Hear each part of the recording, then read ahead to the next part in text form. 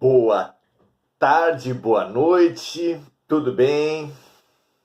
Prazer nos encontrarmos, um prazer estarmos juntos, vivermos esse exercício representado pela oração-ação. Singelo, pequeno,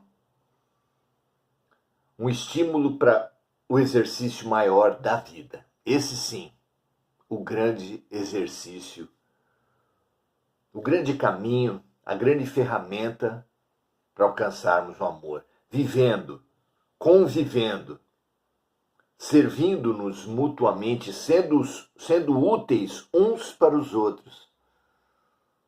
Num exercício muito simples, aprenderemos a cooperar, a confraternizar, a solidarizar passos vigorosos, ainda que pequenos, para o grande ideal do amor, para o grande retorno da criatura ao Criador. Saúde e paz para todos. Vamos então à nossa questão de hoje. Situada a questão central, o objetivo do projeto pedagógico de Deus, como amor. Situado o amor como o remédio de todos os remédios, já que ele cobre a multidão dos pecados, segundo Jesus.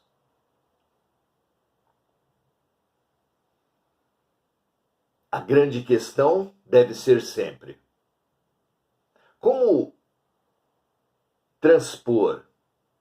Que ponte nos levará desse amor praticado e vivido, um amor de posse, de ciúme e até de violência, que nem deveria ser chamado de amor, rumo a esse amor profundo e incondicional vivido por Jesus? Como vencer essa enorme distância? Diversas ferramentas nos têm sido apresentadas. Todas elas muito interessantes, muito úteis, muito significativas nessa trajetória. O cuidado com as coisas, o cuidado com as plantas, com os animais, é sim fabuloso exercício de amor. O cuidado com os seres humanos, pela sua complexidade, propicia aprofundamentos maiores que todos os outros. Mas em termos de profundidade, nenhum amor avança tanto quanto a maternidade. A maternidade tem uma característica que nenhum outro amor possui. Quando no amor romântico nós dizemos você e eu somos um, eu respiro o que você respira, eu sinto o que você sente,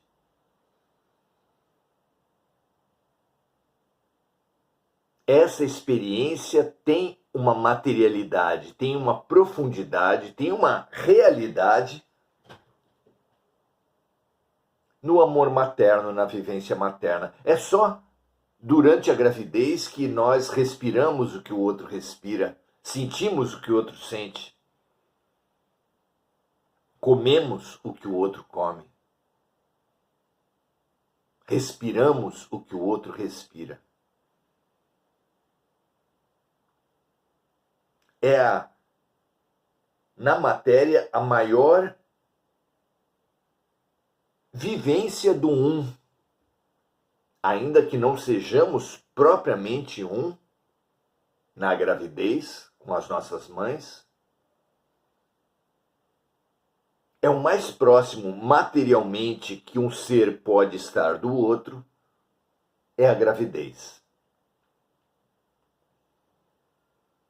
Até depois do parto, a sincronicidade entre a criança chorando de fome e o leite da mãe jorrando no peito, ainda falam do um.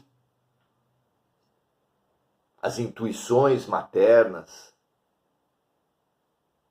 as percepções, as captações do próprio pensamento dos filhos. Há exemplos os mais hilários nesse sentido.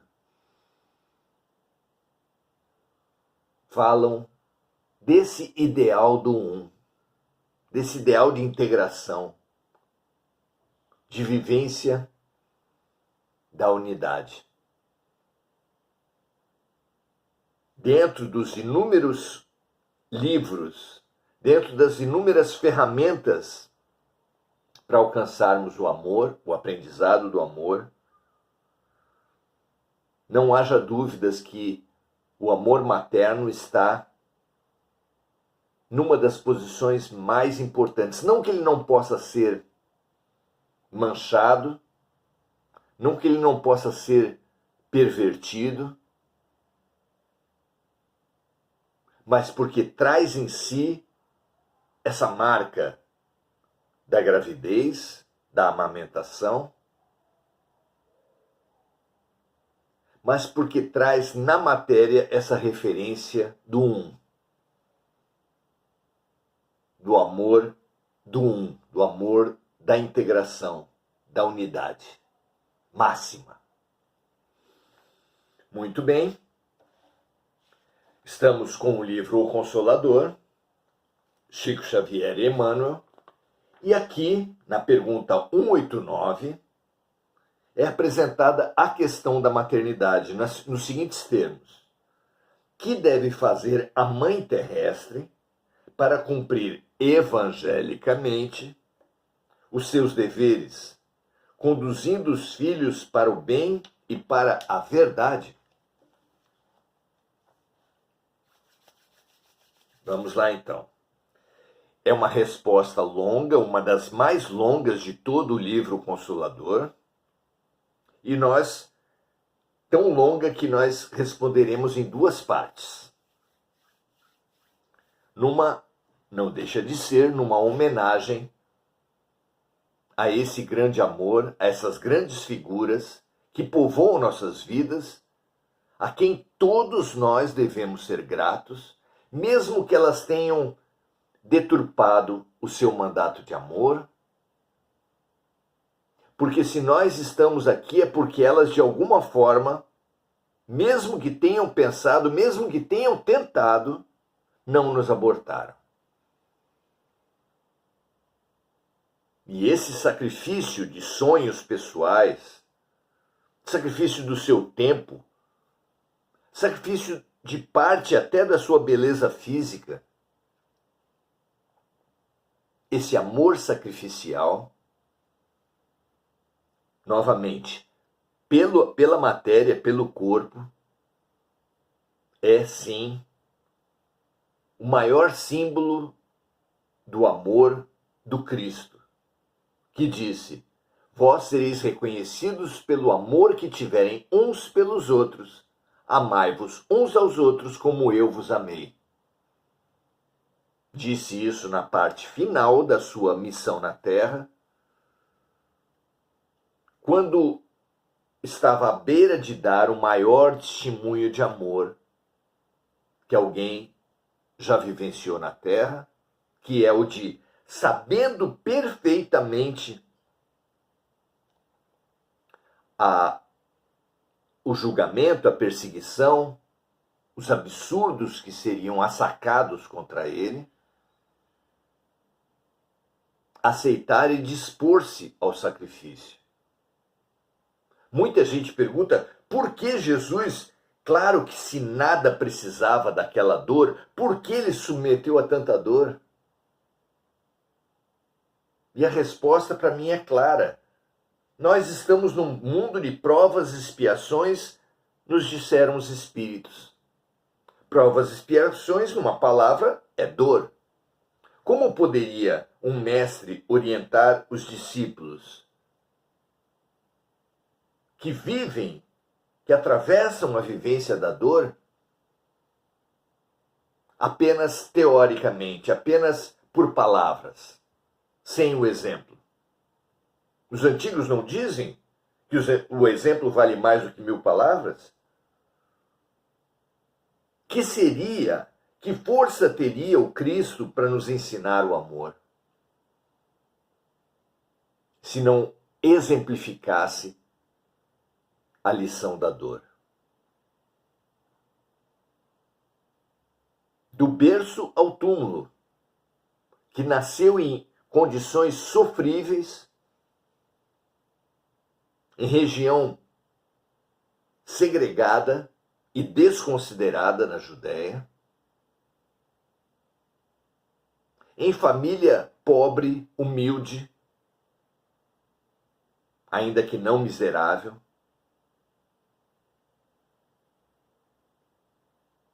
foi renegado pelos seus irmãos por parte de pai, foi renegado pelos seus conterrâneos, pelos seus compatriotas, por aqueles que curou e pelos próprios discípulos. Dores em série, dores agudas, dores superlativas, se nós considerarmos o bem que o Cristo exalava. A sua aura de luz, perante a qual a alma mais endurecida se amolece. Se para Jesus puderam fazer tanto mal, como nos rebelar contra a incompreensão e a perseguição a nós mesmos? Não haja dúvida, aquele foi o maior crime da terra. E mesmo diante dele, mesmo sabendo dele, Jesus não se acovardou, muito pelo contrário, dispôs-se à dor, dispôs-se ao sacrifício, conferindo assim uma autoridade absurda para os seus ensinamentos, porque para além das palavras, das máximas, das metáforas, das parábolas,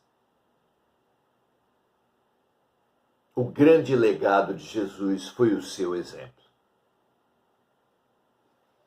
Muito bom. A resposta de Emmanuel para a questão da maternidade se dá nos seguintes termos: o ambiente doméstico. No ambiente doméstico, o coração maternal deve ser o expoente divino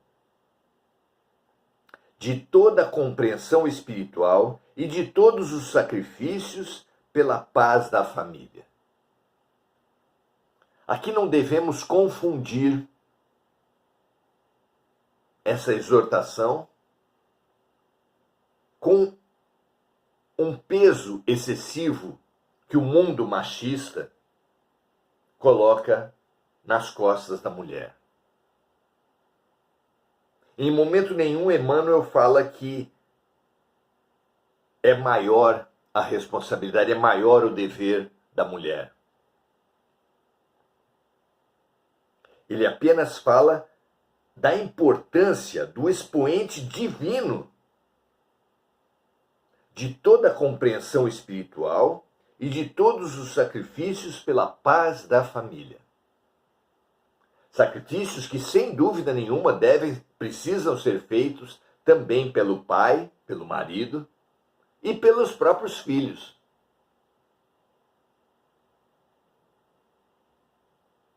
Mas que a mãe não se exima desses sacrifícios e se disponham em igualdade de condições a todos os outros membros da família. E continua Emmanuel: dentro dessa esfera de trabalho, na mais santificada tarefa de renúncia pessoal, a mulher cristã acende a verdadeira luz para o caminho dos filhos através da vida. É a profundidade do seu amor, que nunca é confundido como o amor do pai às coisas materiais. Amor de pai é concebido pelos homens, é confundido pelos homens com a questão do provedor, de prover as coisas materiais, enquanto a função da mulher sempre esteve ligada, da mãe sempre esteve ligada ao carinho. Avançando na compreensão dos homens, na compreensão do mundo, grandemente, já que é óbvio que também ao pai, também ao marido, se estende a tarefa do amor. Então, a clareza muito maior que na nossa cultura, que as culturas dos diferentes povos confere à tarefa da mulher, em nada diminui, ao contrário, só aumenta a importância da função sagrada da maternidade. A missão materna resume-se em dar sempre o amor de Deus. Como dissemos, é o mais próximo do amor de Jesus, é o mais próximo da natureza de Deus, que é amor. O Pai de infinita bondade, que pôs no coração das mães a sagrada essência da vida. Nos labores do mundo, existem aquelas que se deixam levar pelo egoísmo do ambiente particularista. Sim, existem. Existem homens, e isso é muitíssimo mais tolerado e às vezes até valorizado, que também se deixam levar pelo egoísmo, pensando apenas na sua carreira, gastando as horas do final de semana para limpar o seu automóvel,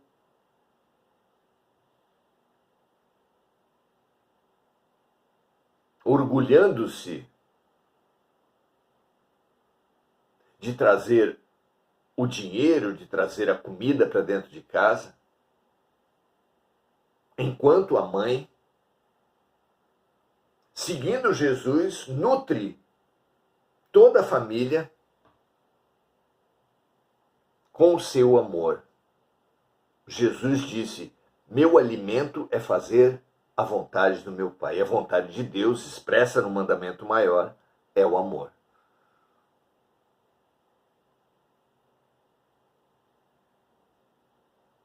É fácil perceber a vantagem que há na mãe perante todas as outras funções da terra. Exatamente porque Jesus revelou que o sentido maior da vida é amar a Deus sobre todas as coisas, amar o próximo como a nós mesmos. Não haja dúvida de que o personagem, a função, a tarefa que mais propicia a prática do amor é a tarefa da mãe. Vejamos nisso um privilégio, não uma forma de impor, de humilhar, de restringir os sonhos pessoais, os sonhos de carreira profissional, mas apenas uma sagrada oportunidade na escola do amor.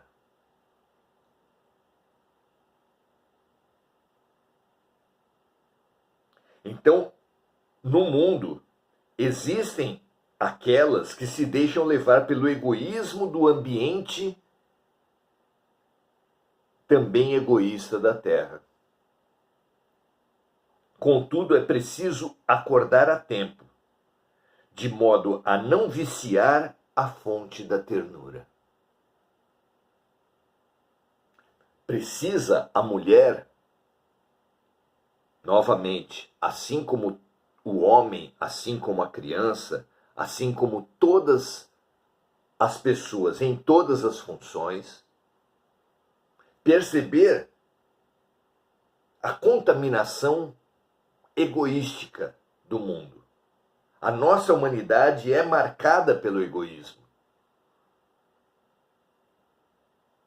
E não importa a função que exerçamos, na profissão, na arte, no esporte, no trabalho dentro da família, nos estudos, a tentação, a influência do meio será sempre para o egoísmo. Como um peixe tende a se contaminar se habita um rio contaminado. Dizem que pau que nasce torto morre torto. Nós não somos pau, nem somos peixe. Nós podemos adquirir a consciência do egoísmo do mundo e nos precaver contra esse egoísmo. Como diz Emmanuel aqui, é preciso acordar a tempo, de modo a não viciar a fonte da ternura, fazendo com que o amor seja a grande motivação para o trabalho, para a arte, para o esporte, para as manifestações na internet,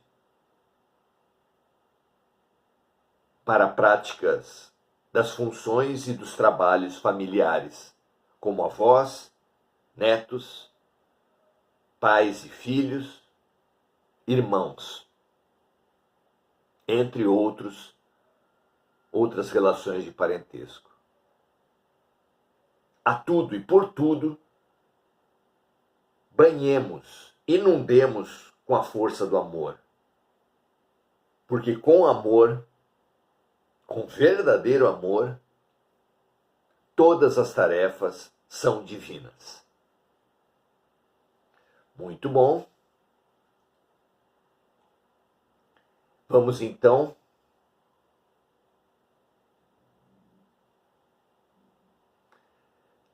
Sonica dizendo aqui que ontem fez 8 anos que a irmã dela, Ângela, desencarnou. Ângela foi uma grande companheira no Semente de Luz.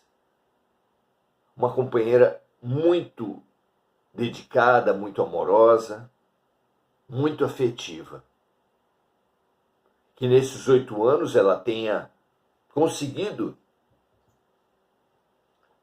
avançar nos estudos, nos trabalhos, e que esteja a serviço da regeneração planetária, da regeneração da sua família, da regeneração do seu país, dos seus amigos.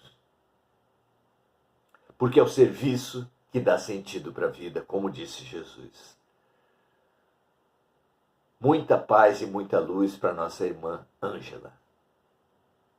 Enir Cajazeira, dando graças a Deus. Marco Aurélio Trindade, no amor, 1 é 2 e 2 é 1. Muito bonito. Rose Lanziotti, dando o seu boa noite para a galera. Boa noite para nós. Mônica Silva, lembrando dos amigos encarnados e desencarnados. A Sonica também dando o seu boa noite a todos. Mônica lembrando das vítimas das guerras, das vítimas dos desastres climáticos. Que todas recebam as nossas melhores energias. Mônica Silva dando o seu boa noite a todos. Adelaide Dias e Enir Cajazeira. Muito bom, muito feliz por mais esse compartilhamento, esse estudo, essa interestimulação entre nós, que permaneçamos em Jesus, com Jesus, na boa vontade do aprendizado. Graças a Deus, um grande abraço para todos, um convite para estarmos juntos amanhã. Paz e bem a todos.